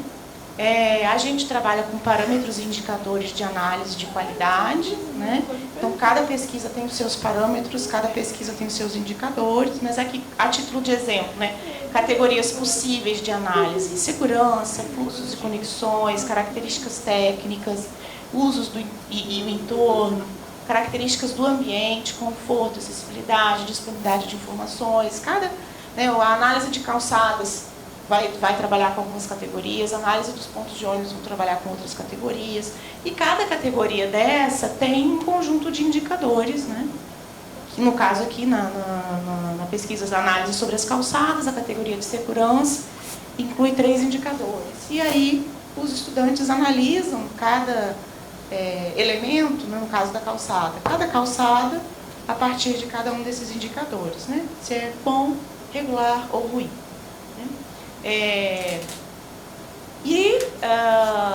O que foi desenvolvido assim também de uma forma mais resumida, a gente pode dizer, foram procedimentos metodológicos para cada tipo de levantamento. A gente tem um procedimento desenvolvido, né? Foram gerados dados e informações, e de forma mais palpável, vamos dizer assim, foi a construção do site e do painel do MobRede, né? Já tem o link aqui para vocês salvarem, mas ele vai estar disponibilizado a partir de segunda-feira, dia 4, que é o lançamento oficial. Vocês vão ter um spoiler aqui agora. O lançamento oficial, né, do painel do MobRede, que como eu falei no início, a ideia é a democratização dos dados e informações, que é um questionamento que nos motivou, né, a dificuldade de encontrar as informações, os dados. Então, tudo que a gente está fazendo vai ser disponibilizado publicamente nesse painel, e tudo que a gente faz no laboratório vai sendo automaticamente atualizado nesse material, né? nesse local, né? Essa é uma carinha da página inicial, né? Do site. Então, você acessa o site para dentro dele acessar o painel, né? E aí, então aqui você tem o acesso direto ao painel, você tem o acesso a cada metodologia aplicada em cada levantamento, para vocês entenderem todos os indicadores, como eles foram avaliados, o que a gente considerou, né? Resultados e mapas. Então a gente também, essa parte a gente ainda vai construir, mas os mapas separadamente e outros tipos de produções a gente vai colocar aqui. Né, as produções do grupo, né, artigos, resumos, apresentações, a gente vai ter aqui disponibilizado o link ou a referência de como chegar até eles, né? A legislação pertinente, que foi utilizada em todo o trabalho, também vai estar aqui. E informações sobre o projeto, né? E o painel propriamente, né? Ele vai ter essa cara, né? Então você vai ter, aqui é uma aproximação da área central da cidade e um pedacinho da área central aqui de Guarulhos, né? Setor A e setor B, só a título de exemplo, né? O levantamento das calçadas, da mobilidade a pé, e aí vocês veem que a gente tem aqui as categorias, né? Então você pode, enfim, fazer vários filtros a respeito do que foi levantado. Então todos os outros mapas que a gente produz vão ser possíveis de serem visualizados nesse painel também, né? E para além disso, a gente teve uma produção final, né? Deixa eu pegar aqui uma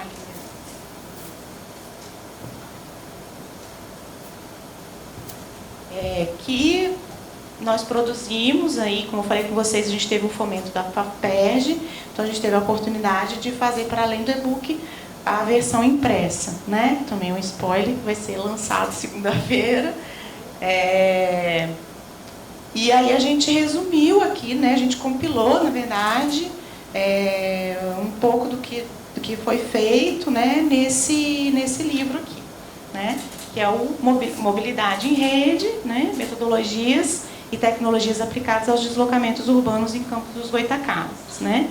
Que teve o apoio de duas orientandas minhas do mestrado na organização em si do livro, né? Mas tem a autoria dos colegas, professores, né? E tem a participação de, eu contei, mas eu esqueci, acho que 12 alunos da graduação, se eu não me engano, como autores dos diversos capítulos, né? O livro está dividido em 3 partes, né? A primeira parte está ligada a essa questão do direito à cidade, da legislação urbana, conduzido bastante pela professora Daniela, né? A questão da tecnologia que foi aplicada está na terceira parte, foi conduzida pelo professor Luciano. A segunda parte, que trata dos diversos tipos de mapeamentos, metodologias desenvolvidas, né? Que eu conduzo boa parte, tem a ajuda do Fagner, também tem uma outra do Luciano, né? As ilustrações do livro são do professor Fagner. E já deixo aí o convite para vocês, na segunda-feira, dia 4, às 19 horas, no hall do 6º andar, no andar da arquitetura. A gente vai estar fazendo o lançamento oficial do livro, do painel, vai estar a partir de segunda, então, aberto para acesso ao público, e a distribuição do livro também impresso. De novo aqui o link do painel, o e-mail do MobRede e os nossos e-mails de contato dos 4 professores responsáveis. Obrigada.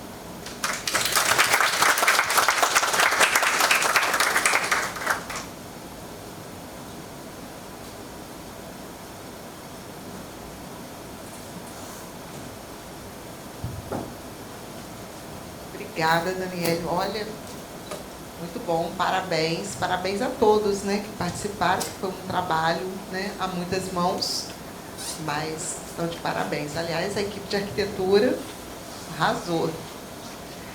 Vou então chamar Mariane para darmos prosseguimento. Mariane tem dois trabalhos, não é isso? Deixa eu achar aqui. A Mariane vai apresentar 2 projetos, o Reutilizar Mais e Novos Horizontes, ações de assistência técnica habitacional de interesse social, certo? Tá ótimo.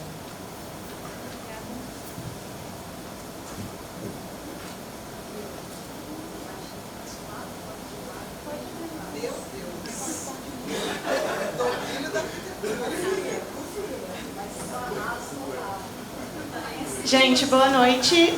Estamos só esperando o computador trocar as apresentações ali.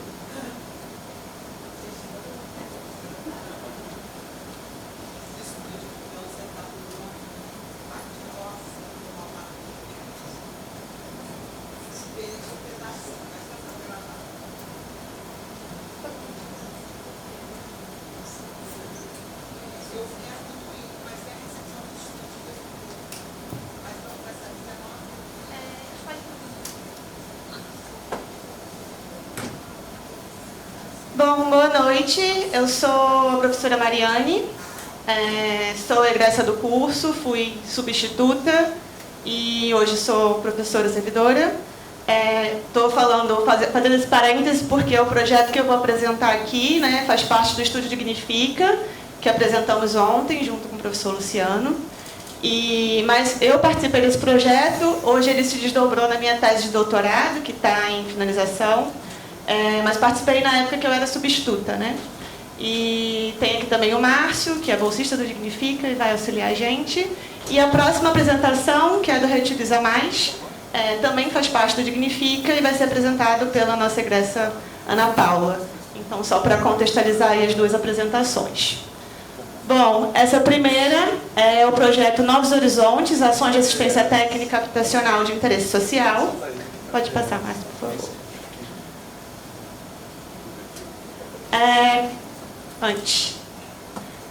Como eu falei, é um projeto de extensão que está inserido no Estúdio Dignifica.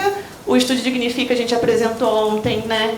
Atualmente é o nosso núcleo de extensão, aqui no IFE, vinculado ao curso de Arquitetura e Urbanismo e ao mestrado, né, de Arquitetura e Tecnologias. E ele começou basicamente junto com a Ocupação Novo Horizonte. Então, esse projeto ele vai ter o financiamento, o apoio e o fomento do Conselho de Arquitetura e Urbanismo do Estado do Rio de Janeiro, onde a gente submeteu ao edital de apoio à assistência técnica em interesse social e ganhamos o primeiro lugar. O segundo lugar do edital, né, Demetrio Anastácio, também foi nosso, do Dignifica, que apresentamos ontem também, o Luciano apresentou, o ATI de todos. E o primeiro foi o Novos Horizontes. Como a gente falou ontem na apresentação, as demandas do Estúdio Dignifica não costumam nem sempre chegar por uma busca nossa, né, por uma procura nossa. Geralmente são demandas externas.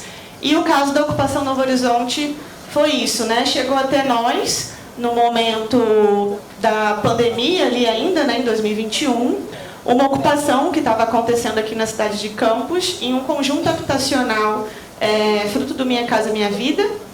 E o pessoal do Núcleo de Estudos da Cidade, Cultura e Conflitos da UENF, através da professora Luciane Silva, chegou até nós, né, com uma demanda. Eles estavam acompanhando todo o processo de ocupação desse conjunto, naquele momento, né, de vulnerabilidade social daquelas famílias que estavam ocupando as casas. E a gente conseguiu, se interessou pela demanda, né, fazia sentido com o momento que o Dignifica estava ali se formando, buscando, né, um projeto de extensão que fosse multidisciplinar, interinstitucional e com essa questão da moradia digna. Então, a gente conseguiu construir o projeto, submeteu ao edital do CAL e ganhamos o primeiro lugar. Pode passar, Márcio, por favor. E aí, o que é a Ocupação Novo Horizonte, né? Como eu falei, é um conjunto habitacional. Ele está no distrito de Guarulhos, depois ali do aeroporto. Então, do lado de outros dois conjuntos, aqui a gente tem um zoom. São 772 casas no meio de outros dois conjuntos habitacionais, né? Que aí vão totalizar mais de 2.000 casas, quase 3.000 casas ao todo. Essas 3.000 casas, essas 700 casas, elas estavam prontas, né? Praticamente prontas, porém estavam vazias no meio da pandemia, né? Quando boa parte das pessoas estavam vivendo uma situação de vulnerabilidade, perdendo emprego, com o aluguel social da prefeitura atrasado.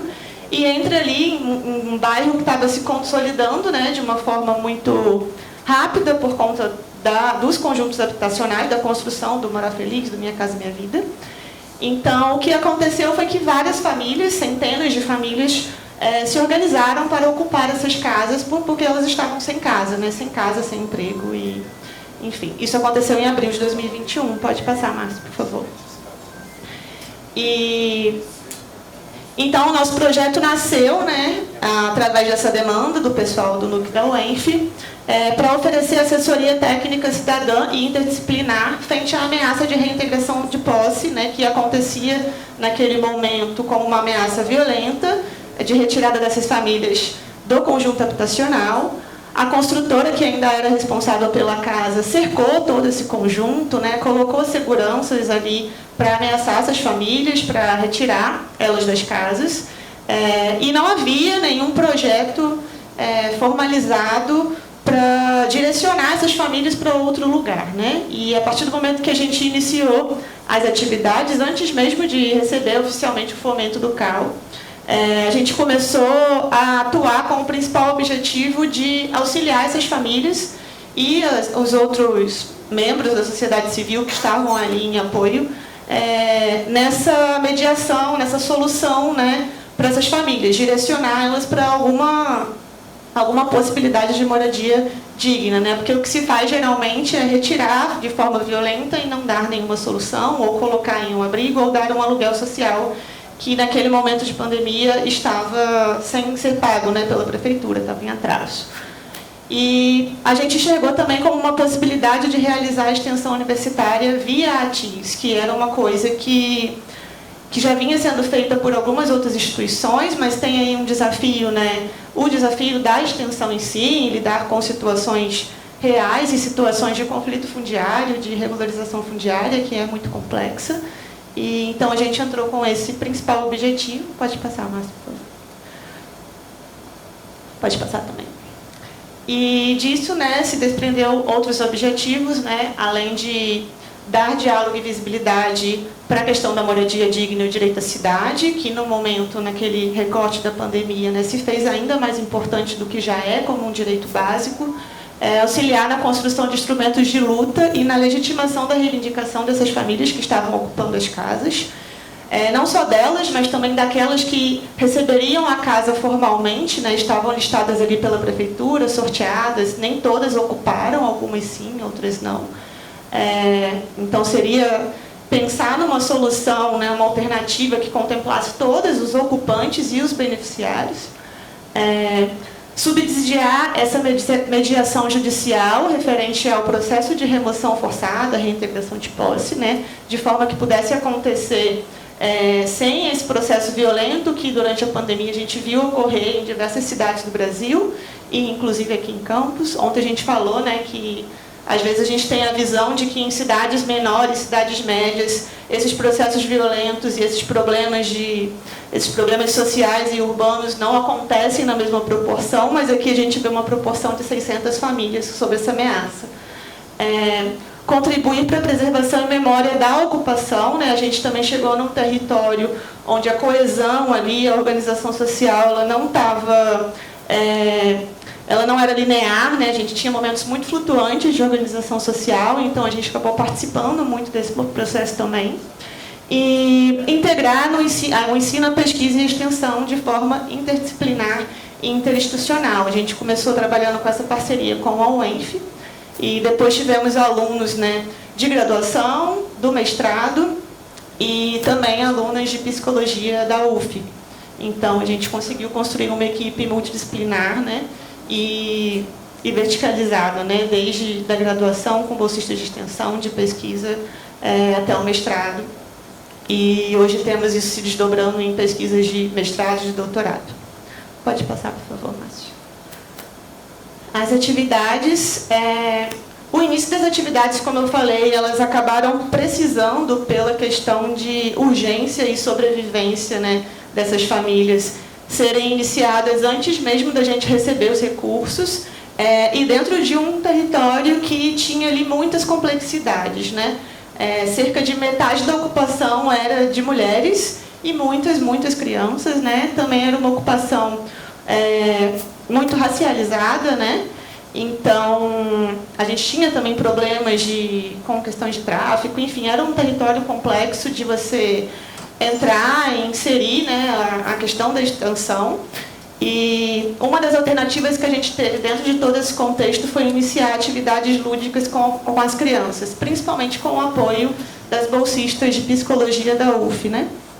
Então, a gente teve diversas atividades lúdicas com as crianças da ocupação, que permitiram, inclusive, a gente ter informações para trabalhar nas disciplinas de projeto e de direito à cidade, da graduação de arquitetura, né? Às vezes a gente subestima um pouco as crianças dentro do espaço urbano, e elas têm muito a contribuir.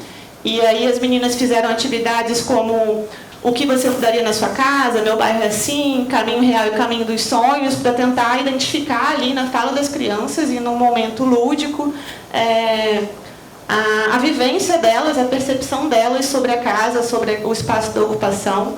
E foi muito interessante, muitas vezes a gente chegou lá de forma aberta, né, mas muito imprevisível, sem saber o que renderia aquela atividade. E 99% das vezes a gente se surpreendia com os resultados. E aí tem algumas fotos. Pode passar, por favor. Como eu falei, a gente também conseguiu criar a integração da extensão com algumas disciplinas da graduação de arquitetura.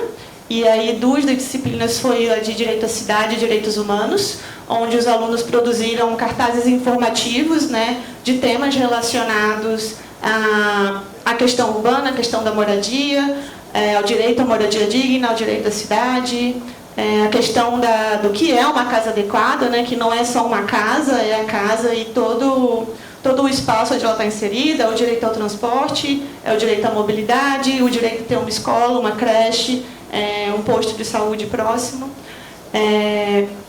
E também conseguimos integrar com um projeto integrado de habitação social e cidade, né, uma disciplina do 9º período de arquitetura, e levar os alunos até a ocupação, né, criar momentos de diálogo com as pessoas que estavam ali ocupando, ter essa troca de quais eram as demandas deles em relação à casa, em relação ao espaço da ocupação, e os alunos conseguiram propor, né, trocar e apresentar ideias de intervenções arquitetônicas e urbanas para os espaços da ocupação.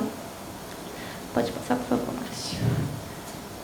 A gente também organizou alguns eventos culturais ligados ao fortalecimento comunitário da ocupação, e um desses eventos foi a comemoração, né, um evento comemorativo de 2 anos da ocupação, que o Luciano até pontuou ontem.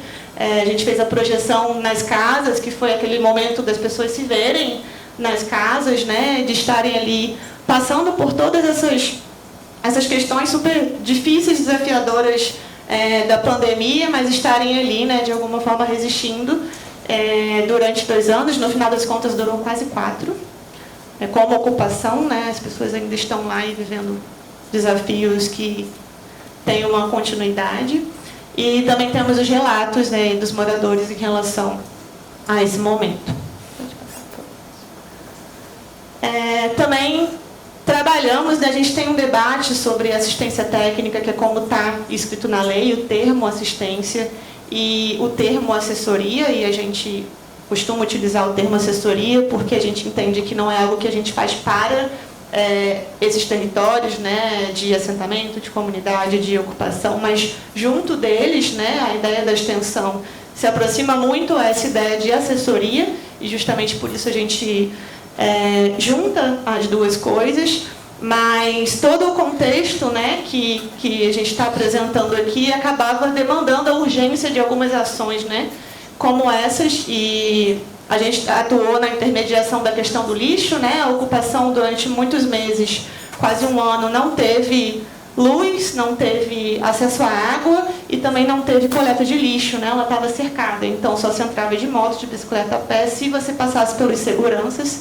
Então a gente atuou nessa intermediação, né, pensando em como colocar ali aqueles contêineres de colocar o lixo em lugares estratégicos, arrecadação e doação de alimentos enquanto a ocupação tinha uma cozinha comunitária, e também na campanha de distribuição de absorventes visando o combate à pobreza menstrual, porque, como eu disse, era um local onde a grande maioria dos ocupantes, dos moradores, eram mulheres. Então a gente trabalhou aqui no IFE com essa campanha durante alguns meses, divulgado também no Instagram do Dignifica.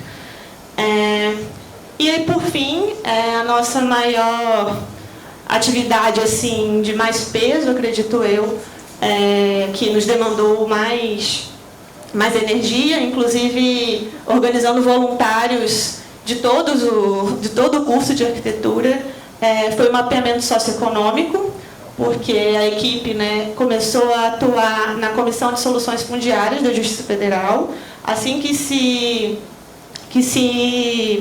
suspendeu aquela campanha do despejo zero, né, durante um período ali da pandemia, ficou ficou definido que não poderia haver despejo, processo de reintegração de posse. E quando esse processo acabou com a amenização das questões da Covid, foram instauradas comissões de soluções fundiárias. E a gente participou de um grupo de trabalho, né, junto aí a diversas outras instituições, né, a Defensoria Pública, a Prefeitura, a Caixa Econômica, a construtora, vereadores, enfim, era um grupo de trabalho de múltiplas instituições, e a gente atuou principalmente na produção de relatórios técnicos e de dados através desse mapeamento. A gente criou uma metodologia de amostragem, como eu falei, eram 772 casas, com uma ocupação flutuante, e a gente definiu uma amostragem estratificada e fizemos uma entrevista, um questionário com 264 municípios. Então, precisamos realmente de um mutirão, assim, porque isso foi feito, se juntar os dois momentos, em menos de um mês. Então, tivemos diversos alunos do IFE, da UENF e da UF participando do levantamento. E com esse mapeamento, né, com esses dados que identificava que as famílias que estavam lá, né, elas tinham uma situação que fazia com que elas tivessem direito a ter aquelas casas. As casas já estavam com muitas alterações, né, apropriações dali, porque era uma casa das pessoas que estavam ocupando, e através disso a gente conseguiu embasar uma proposta formal dentro da Comissão de Soluções Fundiárias, que acabou fazendo com que a Prefeitura assumisse a titularidade das casas, né, resolvendo esse processo da reintegração, e as pessoas recebessem os títulos de posse, o que aconteceu no meio do ano passado. A gente tem algumas fotos desse momento, deixando claro que o reconhecimento da posse, acho que foi um passo muito importante, né, e como eu disse, deu uma definição aí para a nossa atividade. Porém, isso não resolve muitas das situações que as famílias que moram na Novo Horizonte ainda vivem, não só as que moram lá, mas como em diversos conjuntos habitacionais periféricos de um modo geral. Pode passar mais, por favor. E, por fim, a gente organizou aqui no IFE, em formato híbrido, porque a ideia era que contemplasse não só a comunidade acadêmica para divulgar esses dados, mas também os moradores da Novo Horizonte. A gente organizou o Seminário Novo Horizonte para apresentar os dados e colocar, né, fazer uma troca, uma síntese de todos esses momentos e atividades e dados que a gente conseguiu com o projeto. E foi muito interessante, a professora Luciane estava lá na ocupação, a gente fez chamada de vídeo, teve uma troca. E aí fechamos com o seminário. Pode passar, Márcio, por favor.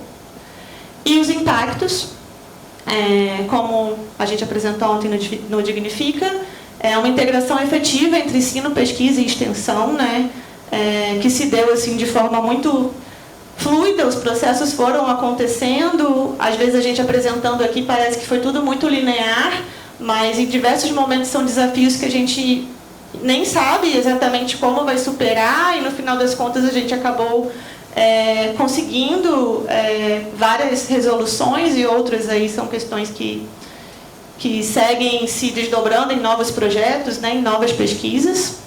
E a gente, como eu falei, teve TFGs, teve as nossas próprias produções em congressos nacionais, congressos internacionais, pesquisas de mestrado e de doutorado. Uma abordagem multidisciplinar e participativa, né? A gente conseguiu estabelecer essas frentes do saber que trabalham com as questões urbanas, que não estão só ligadas à arquitetura e urbanismo, mas à sociologia, ao serviço social, à psicologia, ao direitos, que são disciplinas que estiveram presentes em algum momento no projeto e que se fazem presente ainda no Dignifica, envolvendo o IFE, a UENF e também a UF, além das instituições da gestão municipal e do judiciário e do legislativo também.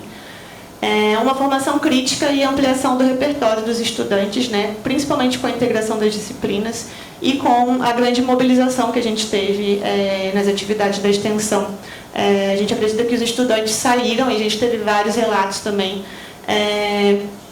dos limites da prancheta, do desenho, do projeto, e criaram novos repertórios a partir do momento que eles entraram em contato com as questões, né, da desigualdade urbana, com uma situação real e urgente, né? A gente acompanhava todo esse processo no tempo da urgência da ocupação, né? Raramente era no nosso tempo, no tempo da disciplina, no tempo do projeto, no tempo do edital. E, então, esse foi um dos maiores desafios. Pode finalizar. E é isso, mais uma vez aí as redes e os contatos do Dignifica. E agora a gente vai apresentar o Reutiliza Mais, que também é um projeto vinculado ao Dignifica, mas eu vou passar a palavra para Ana Paula, que está participando aí ativamente das atividades.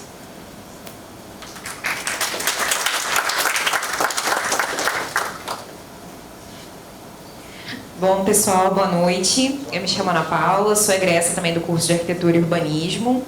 Vamos só aguardar o slide.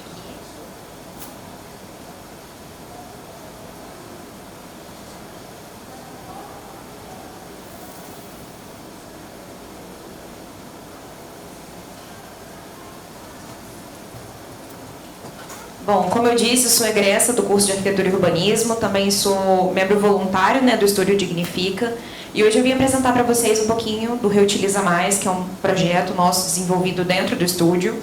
Pode passar, por favor, Márcio. Mas para falar, né, do Reutiliza Mais, a gente tem que trazer a questão do estúdio. Eu sei que vários projetos já trouxeram aqui o estúdio, mas é importante a gente entender esse contexto. O Dignifica, ele é resultado, né, do projeto de extensão Arquitetura de Todos, e que está inserido no Labitas, né, que é o Laboratório de Inovação, Tecnologia e Arquitetura Social. E é um projeto, né, que visa a promoção do serviço de arquitetura e urbanismo para as famílias de baixa renda, né, no norte e no noroeste fluminense, seguindo as recomendações da Lei 11.888, que é a Lei de Assessoria Técnica Gratuita, promovendo, né, a arquitetura e a qualidade de vida. Aqui a gente tem uma foto da nossa equipe. Ao longo dos anos, né, vai sendo alterada, muitos alunos entram, outros saem, se formam, né, e enfim, esse fluxo. Aqui são algumas ações que nós desenvolvemos, né, lá no Dignifica, ali inicialmente, né, com as crianças, como a Mariane citou também, não só na Novo Horizonte, mas também na comunidade da Margem da Linha, atuando de uma forma voltada para a educação urbana. E aqui é uma outra vertente do nosso trabalho, né, que a gente atua com processos de arquitetura e também de regularização fundiária. Então, nós recebemos a demanda, né, de pessoas que vieram até o IFE, buscaram contato com a gente, para poder realizar, né, processos de regularização fundiária através dos nossos levantamentos. E aqui, no outro lado, é um projeto de arquitetura que ele foi realizado para uma família lá da comunidade da Margem da Linha, né? Esse é o resultado, não estão todas as pranchas aqui de trabalho, mas é como a gente entrega, né, o nosso projeto. E aí é importante falar, porque o Reutiliza Mais, ele vem de uma percepção que nós tivemos a partir desse ponto do nosso trabalho. Porque, como projeto de instituição, a gente ficava muito restrito à questão da entrega do papel, né? O projeto final que a gente conseguia entregar para essas pessoas, e isso foi frustrando um pouco a gente, porque não tinha recurso, não tinha como auxiliar na continuação e na execução de uma obra, por exemplo. Então aí surge a ideia do banco de materiais, dessa necessidade, né, do Estúdio Dignifica para conseguir recursos para esses projetos elaborados, né? Fizemos projetos também de arrecadação para as famílias, né? A gente colocava cartazes indicando o nosso funcionamento, também as condições das casas, para tentar arrecadar recursos, né? Tivemos alguma adesão, sim, mas ainda não é suficiente para as demandas que a gente recebe, né? Então, a ideia do banco de materiais, ela veio como um complemento, né, a esse processo, para conectar a necessidade dos materiais aos resíduos da construção civil, que comunica bem com a questão da ODS 11, né, que visa as cidades e comunidades mais sustentáveis. Então, a gente conseguiria atender essas duas demandas. Então, os primeiros passos, eles funcionaram da seguinte forma. Nós fizemos pesquisas de referências existentes para compreender o funcionamento, né, dessas experiências, né? E, a partir disso, também definir os nossos processos e as etapas. Então, foi elaborado, né, uma espécie de fluxograma em que a gente construiu, sendo que a doação ela poderia ser feita por um anúncio no Instagram, na rede social, ou por um bazar solidário. E aí, concomitante com isso, nós fizemos a elaboração de um manual de doação para que as pessoas pudessem saber as condições adequadas para a doação desse material, não ser apenas um descarte. E, com o decorrer do processo, nós identificamos alguns obstáculos. Os processos de doação, no caso da doação por rede social, né, pelo Instagram, por exemplo, geraria uma falta de controle do processo, então a gente não conseguiria mediar a interação entre o doador e beneficiário e saber se isso funciona de forma efetiva. No caso do Bazar Solidário, a gente teria uma ausência de um espaço e uma estrutura para armazenar esses materiais doados, assim como também a ausência, né, de um meio de transporte para esse material e falta de pessoal para o gerenciamento, porque o Estúdio Dignifica ele é composto, em sua maioria, por alunos voluntários, né? Tem as bolsas, mas a maioria são de alunos voluntários. Então, a gente percebeu que o grande problema era a ausência de recursos. E aí, nesse contexto, da gente tentando entender como que funcionaria, né, esse projeto, como a gente conseguiria ir adiante, vem o CalLab, né, que ele é um projeto de pré-incubação, que ele utiliza a metodologia, né, da TXM para transformar ideias de profissionais e empresas da arquitetura e urbanismo em negócios rentáveis e inovadores. O CalLab ele é uma iniciativa do CalBR, né, com o apoio da TXM, e lançou um edital, né, nós concorremos, foram 225 projetos inscritos, 75 selecionados, e nós ficamos entre os 35 de negócios responsáveis. Bom, o funcionamento, né, desse processo era através de uma plataforma, né, com uma interface gamificada que eles utilizaram, e conforme a gente ia preenchendo essa plataforma, né, e participando, a gente juntava pontos para que conseguisse mentorias, para poder, né, discutir sobre as demandas e entender como funcionaria. Bom, nós participamos de encontros virtuais, preenchemos as atividades na plataforma, realizamos mentorias com profissionais especializados de diversas áreas, da parte administrativa, da parte legal também, e elaboramos e apresentamos o pitch final, né? Aqui são algumas das mentorias, e lá a nossa organização para preenchimento dessas atividades. Nós dividimos entre os membros da equipe. Pode passar. Bom, durante esse processo, nós identificamos que o objetivo, então, era transformar o descarte em dignidade.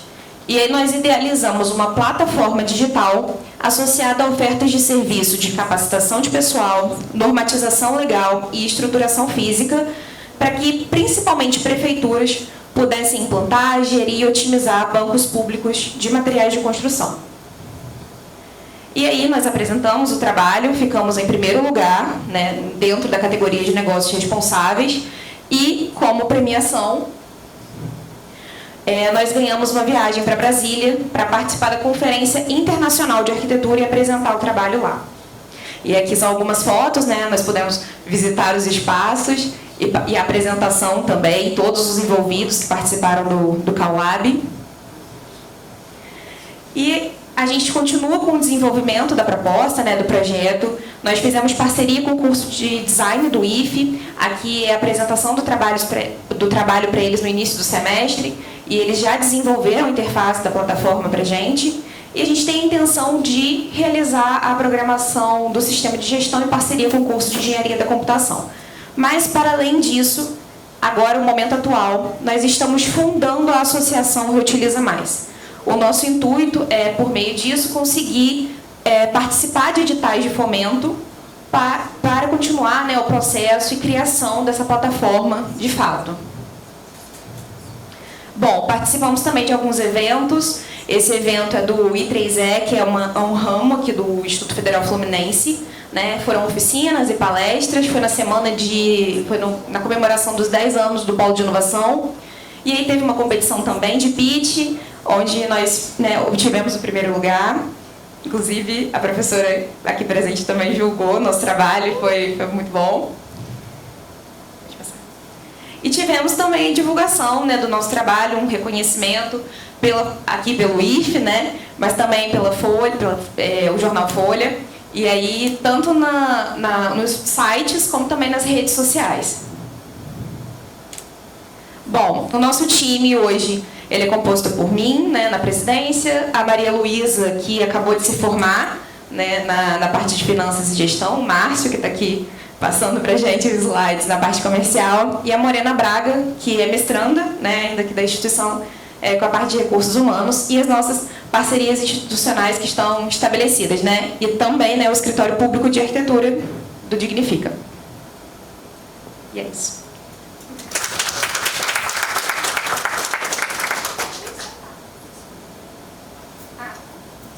Contato.